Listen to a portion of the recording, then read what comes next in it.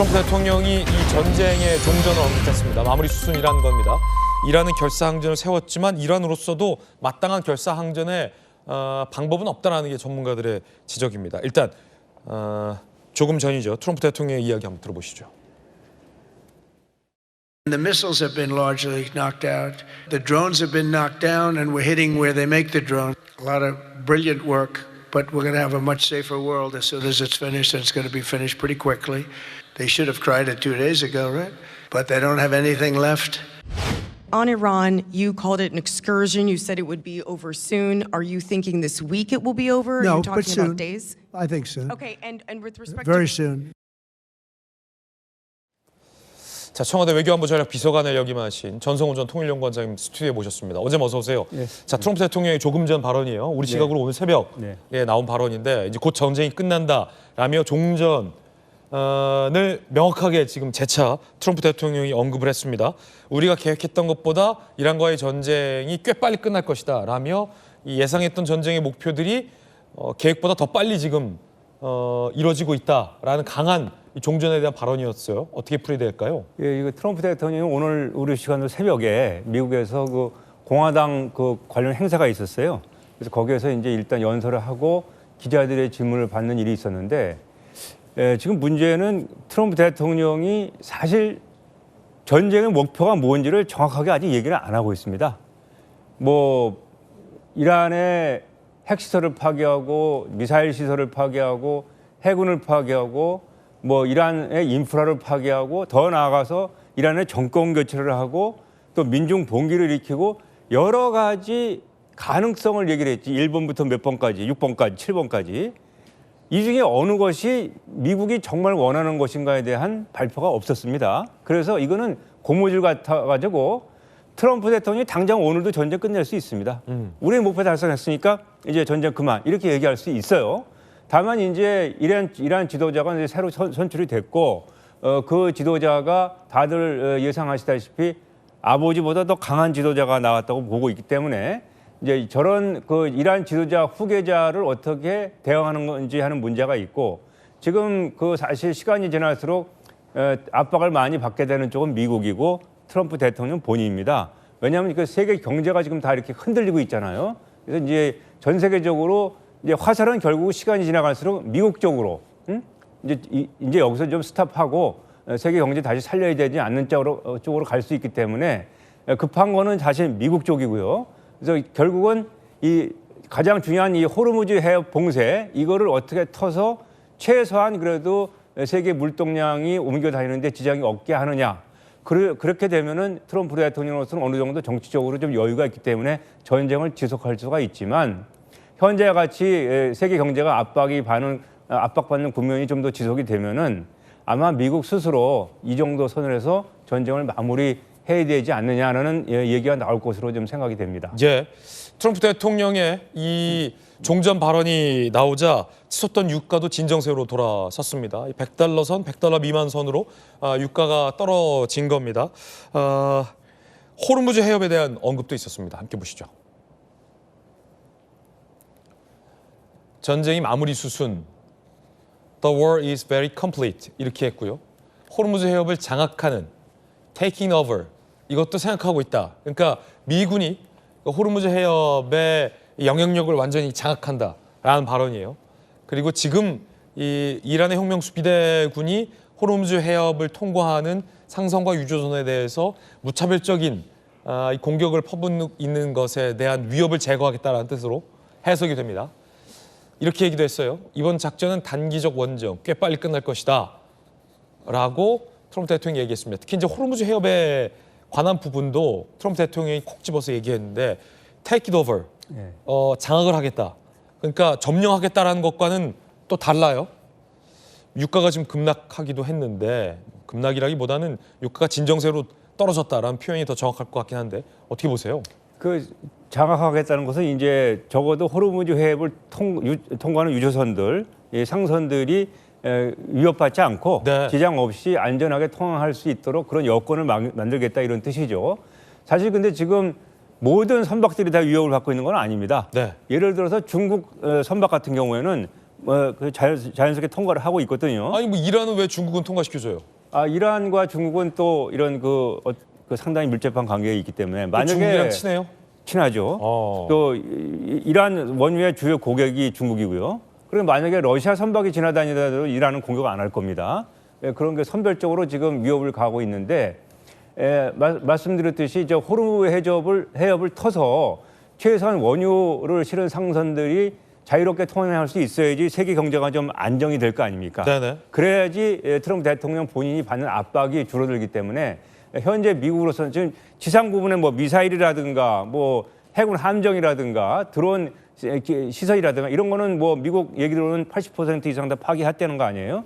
그러니까 지금 당분간은 집중하는 것은 이제 호르무즈 해협을 어떻게 자유롭게 항해할 수 있도록 그 여건을 만드느냐에 이제 미국의 관심이 모아지겠고, 만약에 미국이 힘이 붙인다 그러면 이제 우방들까지 끌어들여서 상선 보호하는 그러한 시스템으로 갈 수도 있는데, 그 정도까지 가게 되면 이제 이란이 몰리게 되는 겁니다. 이란이 주변의 걸프만 해형 국가들뿐만 아니고 전 세계 서방 국가들과 대립하는 형국이 될 수 있기 때문에 이란은 그 정도까지는 원치 않습니다. 그러니까 호르무즈 해협 장악이 이번 전쟁의 명운을 굉장히 가를 수 있는 중요한 선결 작업이군요. 선결 작업입니다. 트럼프 대통령이 이란의 공군력도 없어졌다, 이란의 해군력도 붕괴됐다 이렇게 평가했거든요. 네. 호르무즈 해협 장악도 굉장히 좀 자신 있어하는 그런 분위기로 보입니다.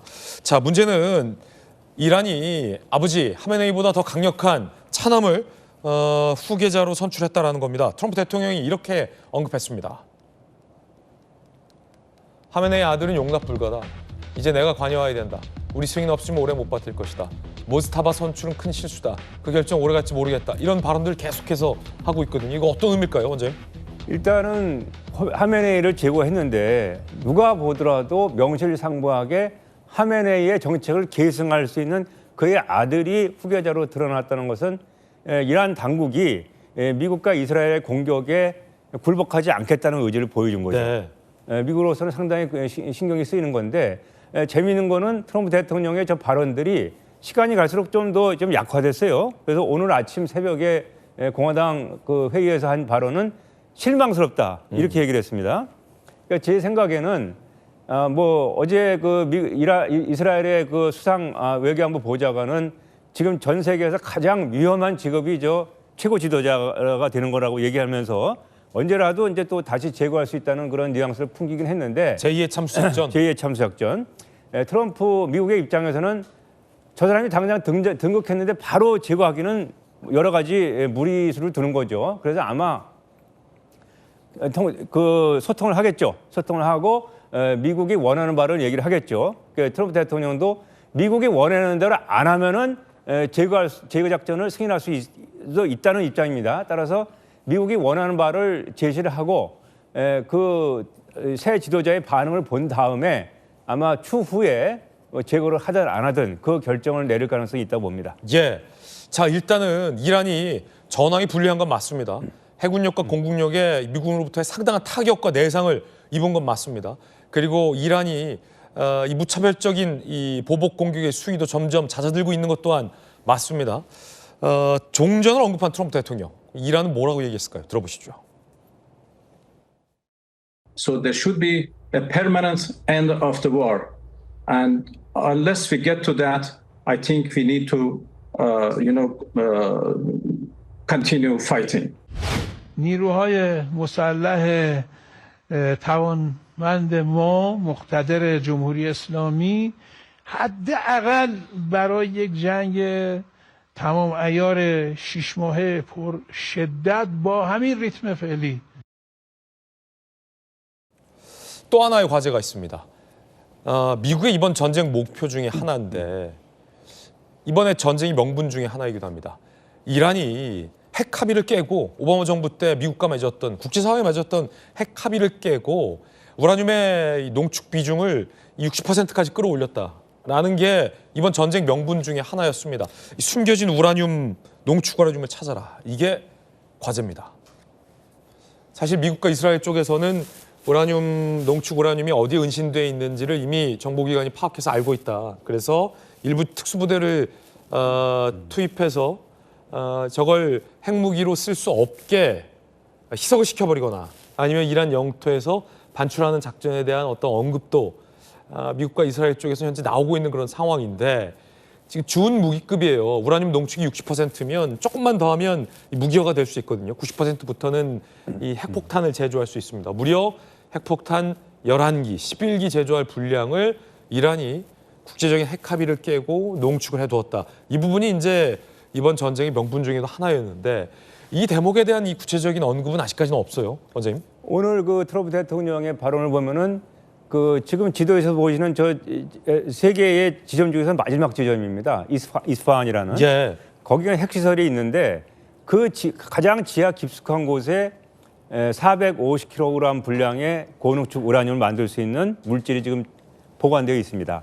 사실 저거를 제거를 하려고 지난 6월 달에 폭격을 했지만 저 지역이 워낙 그 화강암으로 단단하게 구축된 지역이기 때문에 겉부분만 폭격이 돼가지고 지금 그 함몰돼가지고 가라앉은 상황입니다. 그렇군요. 그래서 그 안에 저 물질들이 있어요. 그래서 저 물질들을 어떻게 이제 끄집어내서 이제 이란 밖으로 반출하느냐가 이란 핵 문제를 해결하는 이제 어떻게 보면 가장 최종적인 목표가 되는데 어떻게 할 것인가에 대한 트럼프 대통령 얘기는 오늘은 아직도 아무것도 결정적으로 없다 이렇게 얘기를 했는데 뭐 지금 특수부대 침투설도 나오고 있지만 여러 가지 봤을 때 쉽지가 않습니다. 특수작전을 한다는 게 저 지역이 또 이란 한 가운데 있는 지점이기 때문에 마두로를 체포하듯이 마두로 그 베네수엘라 해변에다가 이란 미국 항공만 갖다 놓고 그냥 간단하게 헬리콥터 몇 대 띄워서 가져올 수 있는 그런 작전이 아니에요. 그러니까 여러 가지 위험 부담이 있고 또 각 지역별로 지금 공화국 수비대가 철통같이 보안을 하고 있기 때문에 특수부대가 들어가는 순간 교전이 벌어지게 됩니다. 그럼 그 교전이 하루에 끝날지 이틀에 끝날지 어느 정도의 사상자가 날지 아무도 예측할 수가 없어요. 여러 가지 그 위험 부담이 있어서 가능성으로도 고려는 하겠지만 어떻게 될지는 좀 더 두고 봐야 되겠다. 네. 사실은 이 종전을 선언할 수 있는 명분 중에 하나가 이제 이란의 모든 핵 능력은 파괴됐다. 이란은 이제 핵이 없는 시절로 돌아갔다라는 이 대목이 종전의 명분일 수 있는데 이 트럼프 대통령이 이 전략적으로 침묵하고 있는 것인지 아니면 이에 대한 지상전 투입이 임박했다는 것인지는 좀 더 지켜봐야 할 것 같습니다. 자, 그런가 하면 패트리엇 중 일부가 이미 한반도로 빠져나갔다라는 부분들이 언론 보도로 확인되고 있습니다.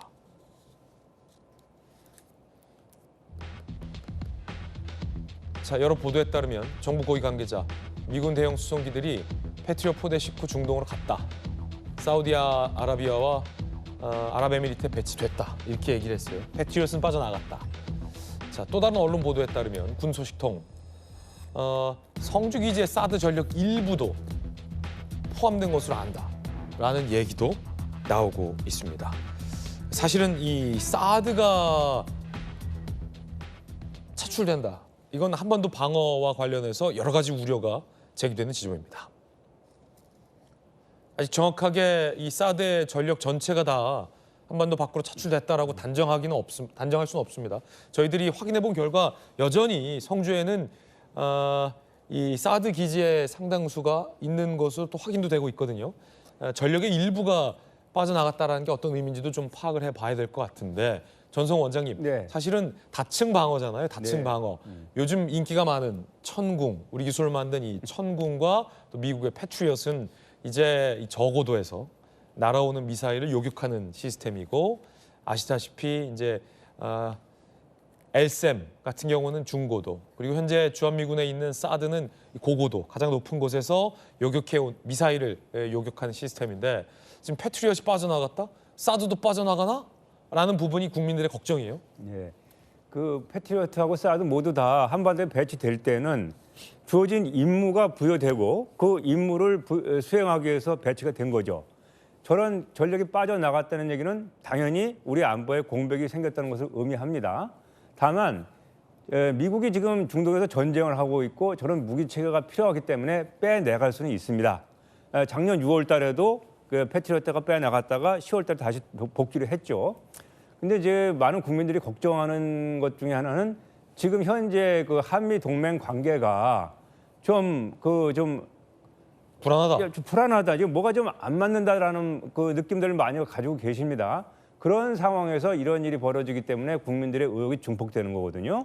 그래서 이럴 때일수록 이제 불가피하게 미군 전력이 일부 나가더라도 다른 부분으로 대처하는데 전혀 문제가 없다라는 대국민 메시지가 우리 정부뿐만 아니고 미국 정부에서도 나와야 되는 게 맞습니다. 이 쉬쉬할 것만은 예, 아니다. 시시할 것만은 아니죠. 아니 지금 오산 공공기지에서 수송기가 들어오고 하는 게 오산 주민들 주변에 있는 주민들은 다 보고 아실 거 아니에요. 그런 거를 굳이 이렇게 뭐 이거는 보안 사항이다 알리지 않는다는 것 자체가 오히려 국민들의 의혹을 살 수 있기 때문에 일정 부분 투명하게 하되 한미 동맹 관계에 문제가 없다는 거를 여러 가지 형태로 우리 국민들한테 안심을 시켜야 되고 그거 역시 그런 메시지가 북한한테도 가야 되는 거죠. 그래서 이런 상황이 왔더라도 예. 호시탐탐 뭐 딴 생각하지 말아라는 강력한 메시지가 가야 되는 겁니다. 예. 전성 원장님과 함께 또 이란 사태와 한반도 안보에 대한 이야기 나눠봤습니다. 전성 원장님 감사합니다. 네.